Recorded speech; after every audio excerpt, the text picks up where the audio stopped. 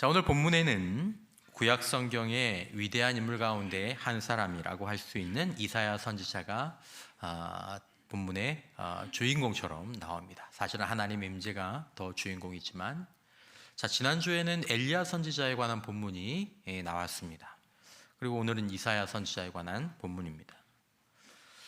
지난 2주간 로뎀나무 아래에서 엘리야 선지자가 느꼈던 그런 위협, 절망, 좌절, 그냥 죽었으면 좋겠다 라는 이런 절망은, 또 이 사건은 그가 믿음이 없었을 때, 아니면 그가 아직 선지자가 안 됐을 때, 아니면 혹시 그가 아직 성도가 아니었을 때 일어난 일이 아니라 이미 선지자의 역할을 익숙하게 행하고 사역자고 지도자고 알 만큼 알고 믿을 만큼 믿고 행할 만큼 행한 시기에 일어났던 일입니다.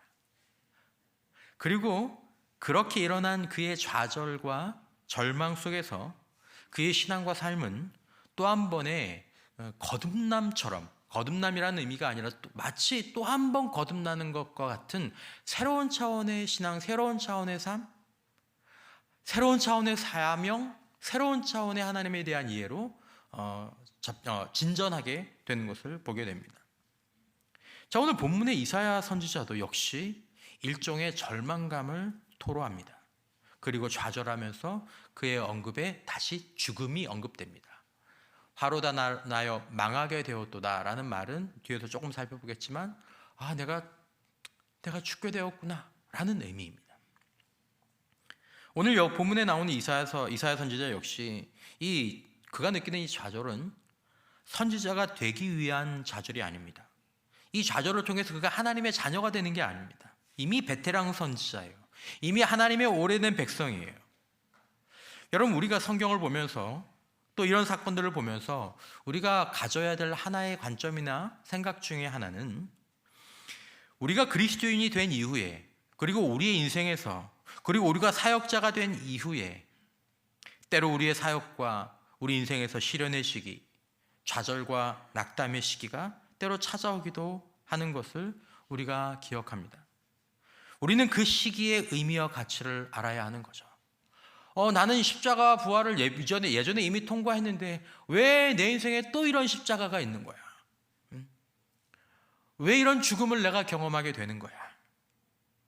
여러분, 우리가 혹시 인생 가운데에서 나는 그런 시기가 없는데요, 나는 그런 상황이 없는데요 할 수 있다고 말할 수 있다 할지라도, 여러분, 우리는 그리스도인이 된 이후에 내가 지금 남들보다 좋은 신앙을 가졌다고 나도 조금은 그렇게 생각하고 내 입으로 얘기할 수는 없지만, 다른 사람들이 나에게 참 저 사람은 신앙생활을 잘한다, 혹은 중직자로 사역자로 살아가면서 그 여정 가운데 진정으로 성숙하고 참된 제자가 되고, 오늘 본문에 나오는 것처럼 하나님의 진정한 동역자와 사명자로 쓰임받기 위해서 무언가 결정적인 것이 필요하고, 하나님께서 어떤 한 단계로 우리를 이끌어 가신다, 우리의 상황 가운데에서 우리를 인도하신다라는 사실들을, 또 우리가 그것들을 알기를 원하신다는 것을 우리가 기억할 필요가 있습니다.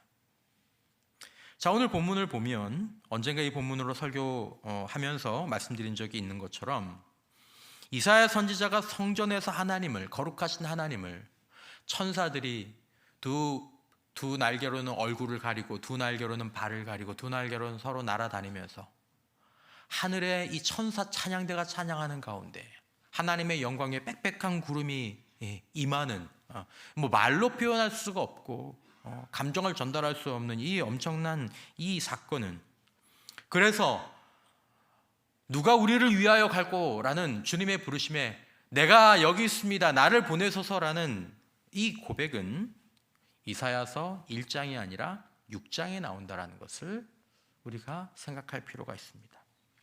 여러분, 보통 이런 것들은 몇 장에 나와야 어울립니까? 1장이죠. 제자가 되었습니다, 선지자가 되었습니다, 신자가 되었습니다, 안수를 받았습니다, 직분을 받았습니다, 제가 하겠습니다. 근데 6장입니다.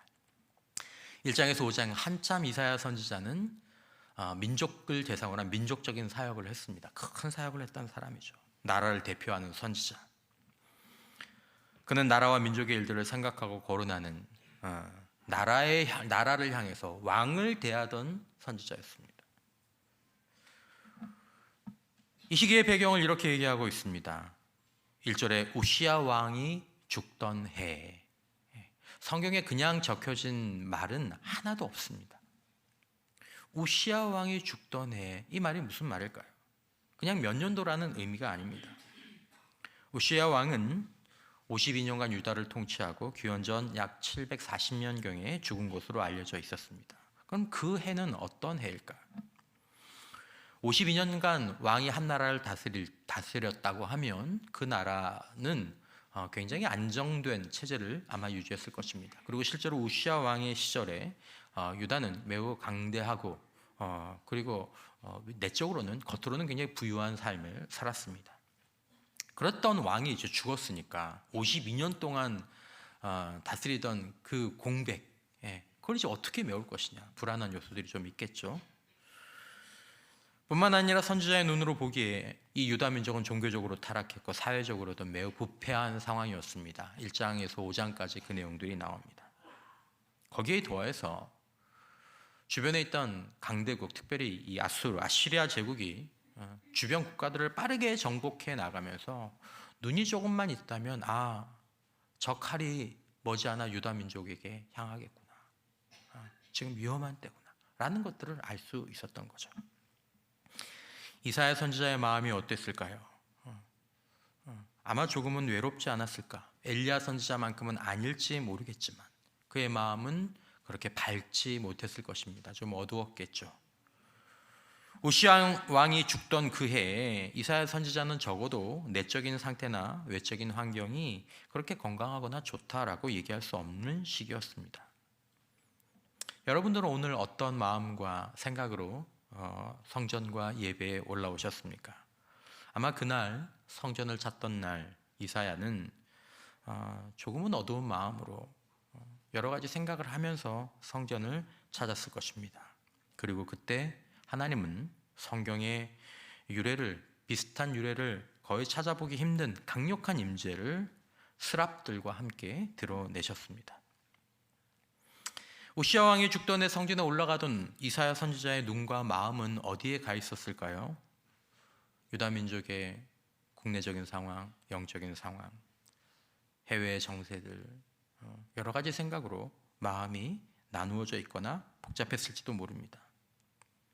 여러분, 우리 역시 오늘 믿음의 삶을 살아가고 있지만 저는 사역자고 이 가운데는 직분자나 중직자도 계시고 그래도 여기 계신 여러분들 대부분은 남들보다 신앙생활을 잘 하시는 편에 속하실 텐데 그렇게 살아가지만 우리에게 어려운 상황들이 여기저기서 다가올 때 우리의 눈과 마음들은 그런 일들로 생각이 많고 어두워질 수도 있을 것입니다. 오늘 우리가 살아가는 이 해는 어떤 해일까요? 혹시 우시야 왕이 죽던 해라고 표현할 수 있는 그런 약간은 어두운, 불안한, 생각이 많은, 심란한 그런 해일지도 모르겠습니다. 나름 성숙하고 나름 신앙의 베테랑으로 살아가는 내 인생에서 그런 시기를 보낼 때 우리는 무엇을 보아야 하며 우리는 무엇을 볼 수 있는가? 하나님이 보내시는 영적인 사인은 무엇인가? 이런 주제들이 사실 이 본문에 담겨 있고 우리가 올해 고난주간과 부활절을 보내면서 아마 이것이 우리에게 중요한 영적인 화두가 될 것이라고 생각합니다. 자, 그렇게 오늘 본문의 이사야는 늘 가던 성전에 들어갔습니다. 아마도 그는 일종의 기도나 예배라고 할 수 있는 그런 시간들을 보낸 것 같아 보입니다. 그리고 이런 일이 일어났죠. 1절 이하에 우시야 왕이 죽던 해에 내가 본즉, 그의 눈이 열린 것인지 그 성전에 어떤 것들이 임하신 것인지 내가 본즉, 이건 환상하고 조금 다른 체험입니다. 높이 들린 보좌에 앉으셨는데 그의 옷자락은 성전에 가득하였고 스랍들이 모시고 섰는데 각기 6날개가 있어 그 둘로는 자기의 얼굴을 가리었고 그 둘로는 자기의 발을 가리었고 그 둘로는 날며 서로 불러 이르되 거룩하다 거룩하다 거룩하다 만군의 여호와여 그의 영광이 온 땅에 충만하도다 하더라. 이같이 화답하는 자의 소리로 말미암아 문지방의 터가 요동하며 성전에 하나님의 임재의 상징인 연기가 충만한지라. 6날개를 가진 스랍, 원어로는 세라핌이라고 얘기하죠. 세라핌. 유대교에서는 이 천사 중에 가장 높은 계급의 천사를 세라핌이라고 한다고 합니다. 걸그룹 가운데 르세라핌이라고 있습니다. 여러분들은 잘 모르시겠지만 그 세라핌이 바로 이 스랍인데, 그렇게 보면 이 이름이 굉장히 엄청나게 망령된 이름이죠. 하나님의 영광을 찬양하는 천사들을 세라핌이라고 부르는데, 세상 노래가 뭐 그렇게 뭐 구분할 건 없지만 세상을 찬양하는 사람들의 이름을 세라핌이라고 부르는 건 영적으로 사실 겁이 없는 걸 수도 있습니다. 아무튼 뭐 중요한 건 아니고, 여러분 생각해 보십시오. 상상하시기 어려우시겠지만 천사들이 날며 하늘 찬양대가 찬양하는 가운데 거룩하다 거룩하다 거룩하다, 그 영광의 무게를 못 견디고 성전은 땅은 흔들리기 시작하고 하나님의 영광의 구름이 임하시는, 성경에 여러 하나님의 임재의 장면들이 뭐 많이 나오지는 않지만 그 중에서도 가장 화려하고 강력하고 역동적인 장면이라고 할 수도 있을 것입니다. 우리는 오늘 본문에서 하나님의 임재에 관한 것을 주된 영적 교훈으로 살펴보지는 않겠지만, 우시야가 죽던 해에 건조하고 불안하고 심란한 마음으로 성전에 들어간 이사야에게 주어진 응답은 국내 정치를 걱정하고 영적 타락을 걱정하고 나라를 걱정하고 뭘 걱정하고 있는 그에게 하나님이 주신 응답은 거룩하신 하나님의 임재였습니다. 하나님을 만나는 것이었습니다. 엘리야에게 나밖에 없어요 라고 말하던 엘리야에게 하나님이 주신 첫 번째 응답은 역시 하나님의 임재였습니다. 나 여기 있다. 내가 너와 함께한다. 나는 여전히 살아있다. 우울한 시대에 이사야에게 일어난 예상하지 못한 이런 체험과 그 체험 가운데서 이루어진 영적 변화는 그의 성전을 향한 발걸음 속에서, 그리고 하나님의 임재 속에서 일어난 것을 보게 됩니다. 여러분, 우리의 인생 가운데에서 우리가 10,000가지 문제를 가지고 있다고 하더라도, 예전에 선배 목사님들이 그런 말씀을 많이 해요. 우리에게 10,000가지 문제가, 여러분 우리의 문제가 우리의 여기 모신 사람의 숫자 곱하기 10개 정도 될 겁니다.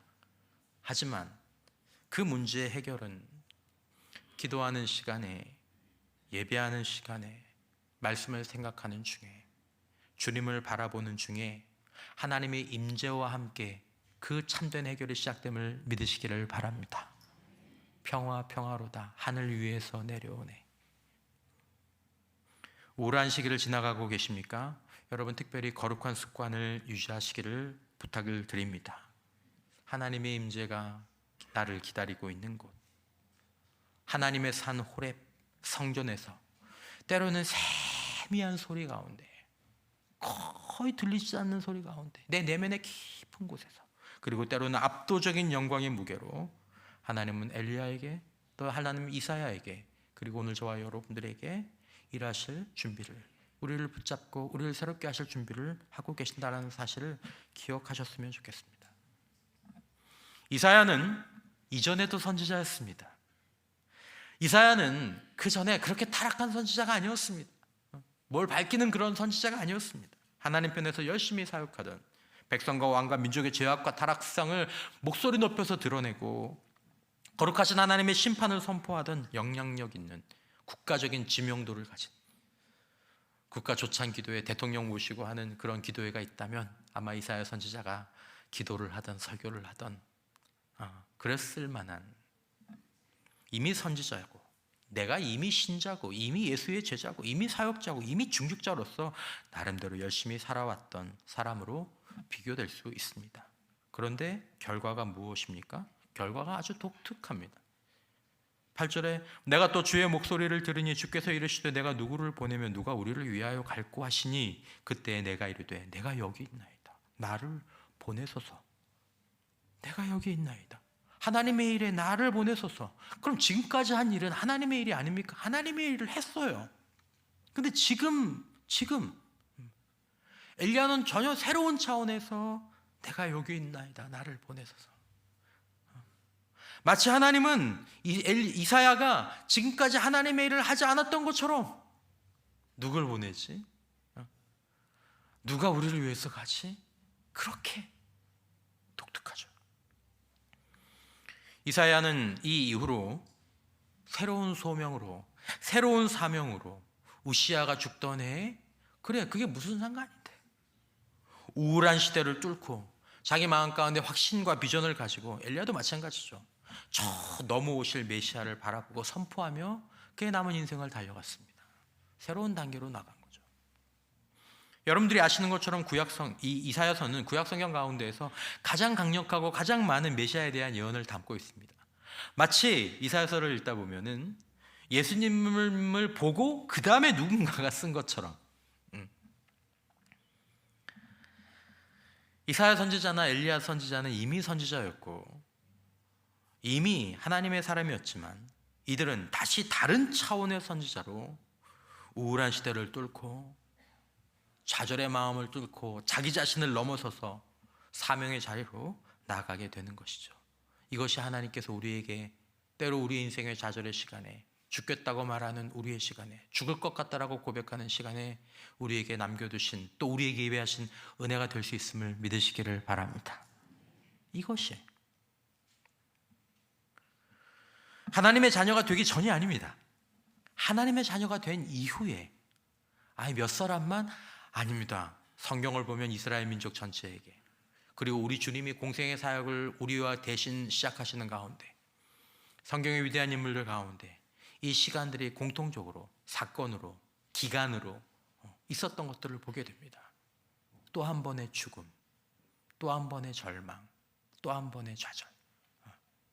이것은 생명을 얻는 좌절이 아니라 이것은 한 차원으로, 다른 차원으로 이렇게 점프하는, 나아가는, 더 온전해지는, 진짜가 되는, 더 이상은 연습이 아니라 참된 것이 되는. 지금 이사야 선지자는 선지자 양성학교 입학을 고민하는 학생이 아닙니다. 제가 주님을 위해서 살겠습니다, 아닙니다. 목사 안수를 받은 지 한참 된, 비교하자면 이미 중요한 일을 감당하고 있는 중직자나 지도자급 되는 사람, 그것도 1, 2년 된 사람이 아닙니다. 그런데 그는 마치 처음 선지자가 되는 것처럼, 처음 예수 믿은 것처럼, 내가 여기 있습니다, 나를 보내주십시오. 여러분, 어떤 일이 있었기에 이사야 선지자가 된 이후에 그의 전과 후가 다르고, 그의 삶 가운데서 새로운 차원의 소명과 사명이 그의 환경과 그의 우울한 시대를 뚫고, 그의 경험이나 그의 지식을 뚫고, 그의 기질을 뚫고 그 환경 위를 걸어가는 영원한 곳으로 나아갈 수 있었을까요? 이런 사건이 있었습니다. 3절 이하에 서로 불러 이르되 거룩하다 거룩하다 거룩하다 만군의 여호와여, 그의 영광이 온 땅에 충만하도다 하더라. 이같이 화답하는 자의 소리로 말미암아 문지방의 터가 요동하며 성전의 연기가 충만한지라. 그때 내가 말하되 화로다 나여 망하게 되었도다. 나는 입술이 부정한 사람이요 나는 입술이 부정한 백성 중에 거주하면서 만군의 여호와의 신 왕을 배웠음이로다 하였더라. 이사야 선지자는 선지자가 된 이후에 절망과 좌절을 고백합니다. 5절을 세 번역으로 보면 나는 부르짖었다. 재앙이 나에게 닥치겠구나. 이제 나는 뭐하게 되었구나? 죽게 되었구나. 엘리야 선지자도 비슷한 얘기를 했죠. 욥도 비슷한 얘기를 했습니다. 다윗도 비슷한 얘기를 했습니다. 사도 바울도, 베드로도, 요한도, 야고보도 비슷한 얘기를 했습니다. 제자가 될 때가 아닙니다. 된 이후에, 그것도 한참이나 지나서 샌드위치처럼 이게 껴있어요. 구원받고 난 후 제자가 되는 선지자로 사역하던 중의 일입니다. 그 전의 일이 아닙니다. 이 십자가가 있어요. 그리스도인으로 만드는 십자가가 있고, 그리스도인이 된 다음에 진짜 예수의 제자로 정말로 하나님 안에 사는 사람으로 만드는 십자가가 있습니다. 그래서 부활주의를, 고난주간을 반복하는 겁니다. 그냥 구원해 주신 은혜 감사하다, 이걸로 끝나는 게 아닙니다. 내가 죽게 되었구나. 이것은 사역에 대한 좌절이 아닙니다. 죽음이라는 것은 존재에 대한 거절이죠. 부인이죠. 근데 이것이 좀 특이한 게 뭐냐면 이게 입술의 문제로 집중됩니다. 여기서 시작됩니다. 5절에 보면 그때 내가 말하되 화로다 나여 망하게 되었던 나는 입술이 부정한 사람이요. 내가 죽게 되었다라고 생각하는 그 계기가 어디에서 나와요? 입술의 부정함을 발견한 데서 나오는 것입니다. 이사야 선지자는 하나님의 거룩하다 거룩하다 이 3번 완전 선언, 그냥 반복이 아닙니다. 거룩하다 거룩하다 거룩하다. 스랍들이 선포한 그 하나님의 성품의 빛, 그 하나님의 임재 앞에서 자신의 입술이 부정한다는 것을 깨닫게 됐는데, 그걸 깨닫는 즉시 그것이 어디로 연결되냐 하면 존재의 죽음으로 이어졌습니다. 이게 좀 특이하죠. 왜 그럴까요? 우리는 말로 실수할 수 있지 않습니까? 내가 하나님 죄송합니다. 제가 말 실수를 많이 해서, 제가 설교하다가 말 실수를 많이 해서, 그래서 그러면 그것만 회개하면 되지, 그것만 깨달으면 되지, 왜 그게 죽음으로까지 연결되느냐라는 것입니다. 여러분들이 생각해 보실 수 있는 것처럼 선지자에게 입술은 어떤 의미입니까? 이것은 하나님의 말씀을 대언하는 선지자의 직책인데, 그렇다면 그의 입술은 그의 선지자의 정체성의 근원이고 그의 수단이고 그를 정의하는 것이고, 여러분 축구 선수에게 자신의 발이나 발기술은 그의 정체성의 중심입니다. 그의 자랑이죠. 단지 축구할 때만 필요한 게 아니라 그건 자신의 인생의 수단입니다. 자신의 생명, 축구 선수의 발과 발기술은 자신의 생명입니다. 선지자에게 입술은 그의 사역의 중심일 뿐만 아니라 그의 존재의 생명과 같은 것입니다.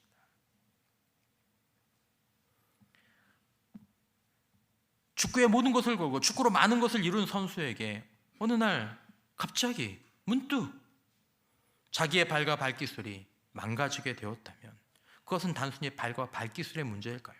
옆에 사람들이 그러죠. 야, 너 걸어 다닐 수 있잖아. 너 손도 있잖아. 너 머리도 있잖아. 너 힘도 좋잖아. 너 그걸로 살면 돼. 라고 얘기하더라도 발과 발기술을 어느 날 잃어버린 훌륭한 축구 선수는 뭐라고 얘기하겠습니까? 내 인생은 이제 끝났어.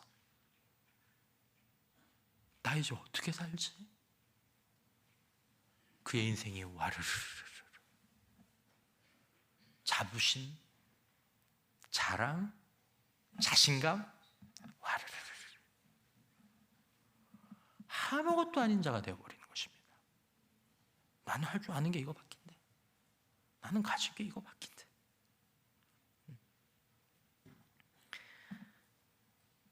이사야 선지자에게 그의 입술은 그의 정체성이고 인생에서 그의 가장 중요한 수단이고 지금까지 그를 이르게 한 그의 장점이고 그의 자랑이고 그의 힘이, 그 자신의 정체성을 세우고 지탱하는 그 뿌리와 반석되는 입술이 얼마나 더러운지, 얼마나 쓸데없는지, 얼마나 부끄러운지를, 그것들을 깨닫게 되자 이건 입술만의 문제가 되는 것이 아니라 자기의 삶과 정체성, 자랑과 자부심의 근원이 되는 것이었기 때문에 인생 전체가 무너져 내리는 것입니다. 그래서 죽음이 거론되는 것입니다. 그의 인생에서 가장 결정적인 것, 나의 자랑, 나의 자부심, 그의 기쁨, 그의 보람, 그가 살 수 있도록 해주었던 것, 그가 남들을 판단하고 남들과 비교하면서 혀를 찰 수 있었던 이유, 그의 입술 때문이었어요. 그의 무엇인가 그것 때문이었어요. 근데 거기에 좌절하고 하나님 앞에서 그거 하나도 쓸모없다, 그거 하나도 쓸모없어, 이거 하나도 쓸모없어. 사도 바울의 얘기처럼 이거 똥이잖아, 이거 똥이잖아. 금인 줄 알았는데 똥이야. 뭐 어떻게 하겠어요? 그대로 무너져 내리는 거예요. 자부심과 자랑과 자기의가 높았던 만큼 떨어지는 충격은 크죠. 여러분 평소에 60점 받던 아이가 40점을 받았습니다. 좌절할까요? 아이고 좀 떨어졌네. 1등 하던 친구가 5등 하면 밥 못 먹습니다. 높았던 자기의 입술만큼 자기의 열정과 자기가 다듬었던 그 높이만큼 그것이 하나님의 임재 앞에서 그 실체를 보게 될 때 그냥 여러분, 이것이 십자가 앞에서 그리스도인이 된 이후에 일어나는 일이고 일어나야 할 일입니다. 초신자에게가 아닙니다. 사역자에게, 중직자에게, 교회를 오래 다니는 사람에게, 나 주님의 일 좀 한다고 하는 사람들에게. 그래서 하나님은 그 사람을 다른 차원으로 이끌어 가기를 원하십니다. 거기에 언제 반응하느냐, 어떻게 반응하냐에 따라서 그 사람이 자아의 한계에 갇혀서 살 것인지, 난 이게 지금까지는 감옥이고 한계인 줄 몰랐는데 이걸 깨내고 주님 안에 붙들려서 주님의 아름다운 도구로 금생과 내생을 통찰하면서 살 것인지, 그게 결정이 되는 거죠. 자유롭고 평안하고. 아직 날씨가 차지만 우리는 봄 속에 있습니다. 입춘도 훨씬 지났어요. 아시죠? 지금도 겨우내 나무는 이렇게 뒷산을 바라보면 열매도 없고 잎도 죽고 가지도 죽었습니다. 그냥 산은 누렇습니다. 떨어지고 사라졌습니다. 여러분, 나무는 죽었습니까? 나무는 죽었습니까? 죽은 것처럼 보이죠. 겉으로는 보면 저건 100% 죽은 나무예요. 잎도 다 떨어지고 열매도 없고 색도 그냥 바짝 말랐는데, 하지만 며칠이 지나면 보란 듯이 잎을 틔우고 죽은 듯 보이는 가지에 생명이 돌고 열매가 맺힐 것입니다. 뿌리가 안 죽으면 나무는 안 죽습니다. 나 안 죽었지롱? 죽은 줄 알았지? 안 죽었어. 가지가 다 잘려서 나무가 없네? 천만에 뿌리가 있지롱. 살아나고 또 살아나고 또 살아납니다. 반대로 화원에서 꽃다발을 만들어줍니다. 꽃다발을 만들어주면 그 활짝 핀 꽃송이에 향기도 가득하고 꽃잎은 막 이렇게 빛을 비추는 듯이 투명하고 그 꽃잎 사이로 사람 혈관 같은 그것들이 막 보이면서 살아있는 것처럼 보이죠. 하지만 한 계절은커녕 그 꽃다발 한 달은커녕 일주일만 지나도 무슨 방법을 동원해도 꽃은 시들어 썩어 죽습니다. 꽃도 있는데, 잎도 있는데, 줄기도 있고 열매도 있는데 뿌리가 없어서 죽는 겁니다. 뿌리가 없으면 죽은 것입니다. 이사야 선지자에게 입술의 존재는 그의 자랑, 그의 장점, 마치 죽은 것처럼 감추어진 자아의 뿌리였습니다. 말씀드린 것처럼 내가 고개 들고 살 수 있는 이유, 목소리를 높이고 누군가를 판단할 수 있었던 이유, 내가 심판을 선포하고 내 주장을 굽히지 않고 살아갈 수 있었던 이유, 내가 진실로 기대었던 것은 나의 입술, 그의 장점, 그의 자랑, 그의 자아의 뿌리가 숨어 살아있었기 때문입니다. 그러므로 자아의 뿌리가 살아있는 그 사역자는 우리가 볼 때 뿌리는 비율로 얘기하자면 2% 정도밖에 안 될 수도 있지만, 이분은요 98%는 영적인 사역자고요, 딱 2%만 육신적인 사역자예요. 아니, 이분은 딱 2%만 육신적인 성도예요.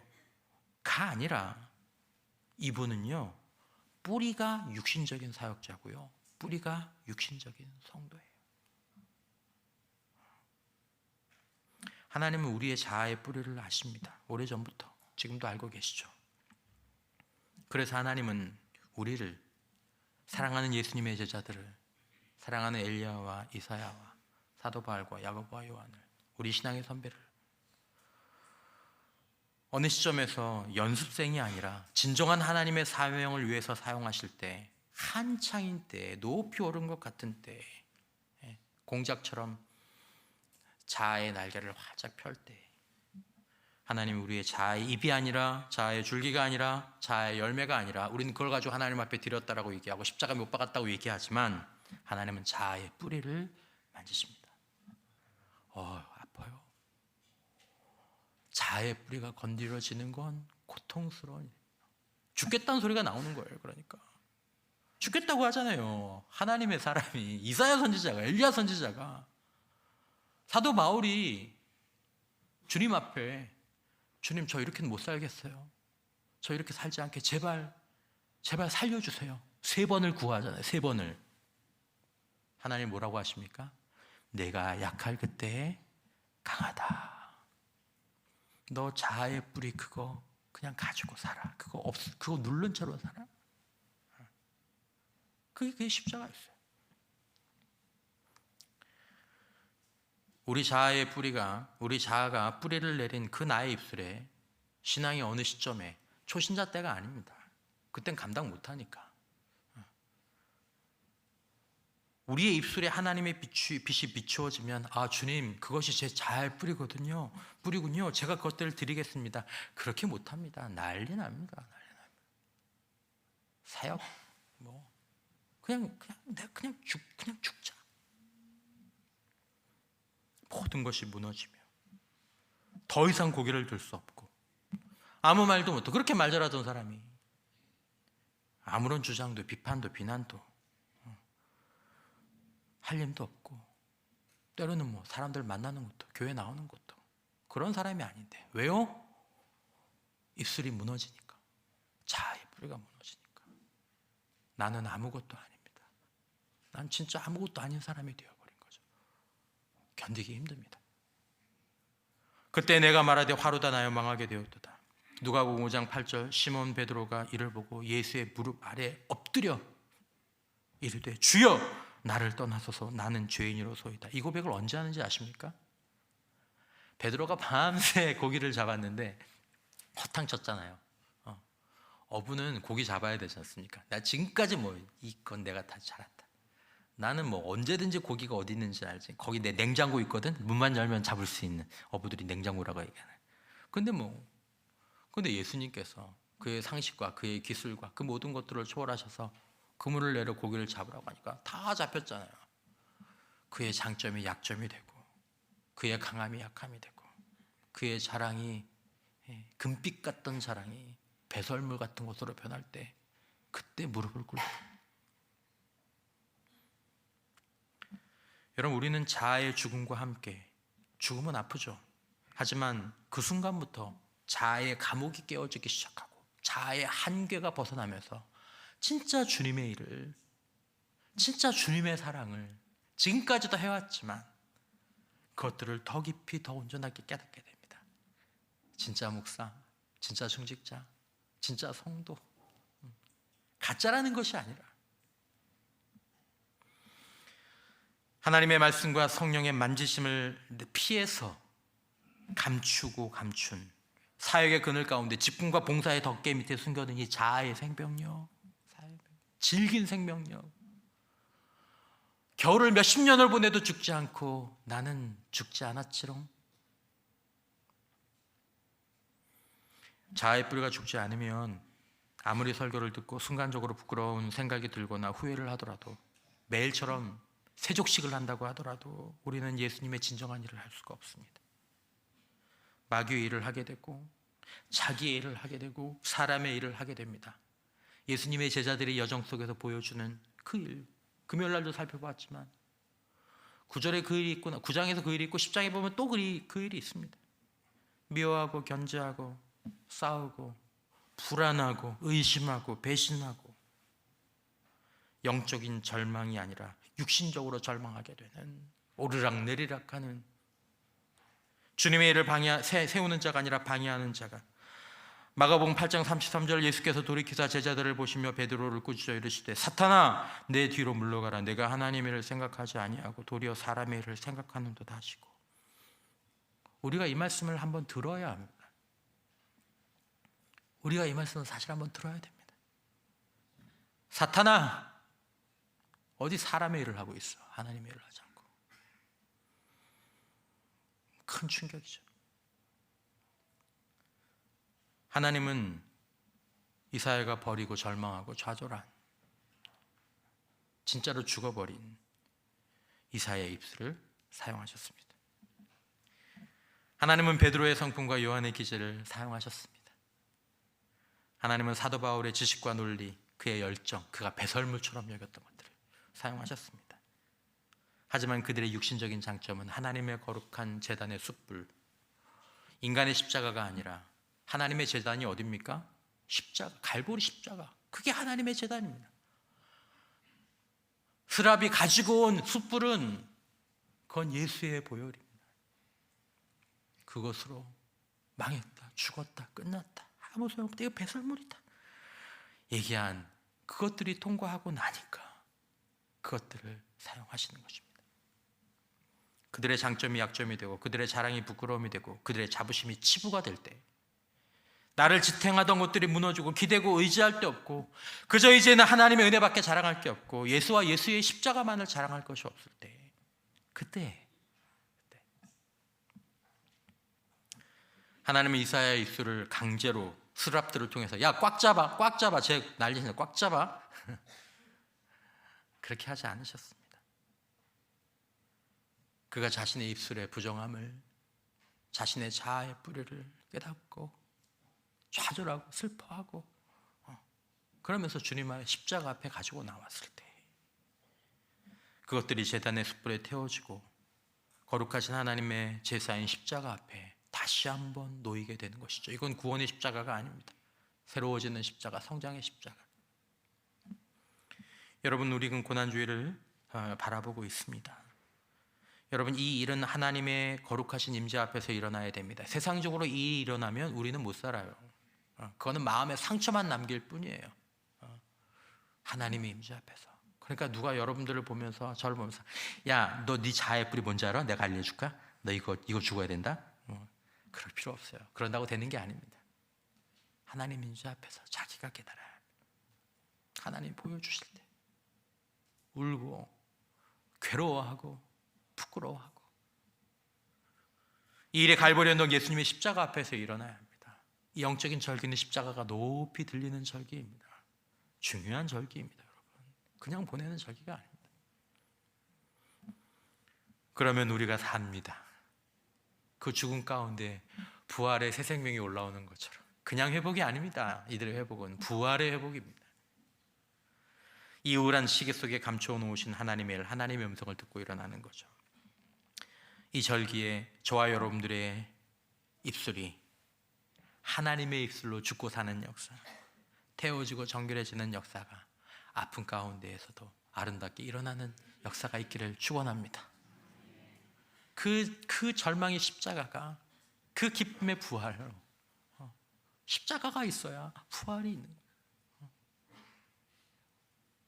우리의 사역과 섬김, 우리 자아가 죽는 것이 우리가 진정으로 사는 것이고, 하나님의 제단 앞에 그렇게 부름받은 저와 여러분이 우리의 입술이 하나님의 입술로, 우리의 인생이 하나님의 인생으로 변화되는 그 정결함과 복을 참으로 누리고 고백할 수 있는 우리 모두가 되시기를 주님의 이름으로 축복합니다.